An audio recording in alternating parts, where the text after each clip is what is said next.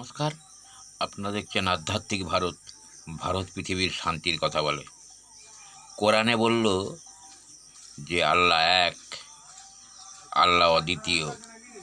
আল্লাহকে যদি তুমি দুরকম ভাবো তাহলে কিন্তু তুমি জাহান্নামে যাবে।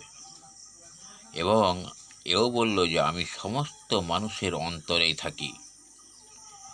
গীতাতে বলল যে আমার হতেই সৃষ্টি, আবার আমার হতেই ধ্বংস, এবং আমি এই সারা বিশ্ব ব্রহ্মাণ্ডের মালিক। আমি এক এবং অদ্বিতীয়। সিদ্ধপুরুষ মহাপুরুষরা বলল যে ঈশ্বর এক, অদ্বিতীয়। ঈশ্বর সবার মধ্যে বিরাজ করে, সবাইকে সমান চোখে দেখে।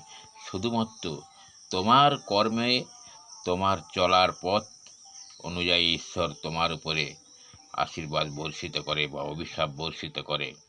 কিন্তু আমরা মানুষরা সেই সব ধর্মগ্রন্থের বাণী বিরাট ছড়িয়ে দিই, কিন্তু একটাও মানি না।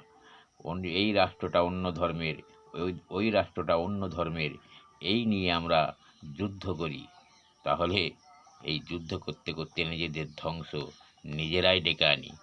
তাহলে সেই ধর্মগ্রন্থের, সেই ধর্ম প্রচারকের, সেই ধর্মগুরুদের কী প্রভাব পড়লো আমাদের মধ্যে? ধন্যবাদ। আজ এই পর্যন্ত। সবাই সুস্থ থাকবেন, ভালো থাকবেন। আধ্যাত্মিক ভারত, ভারত পৃথিবীর শান্তির কথা বলে।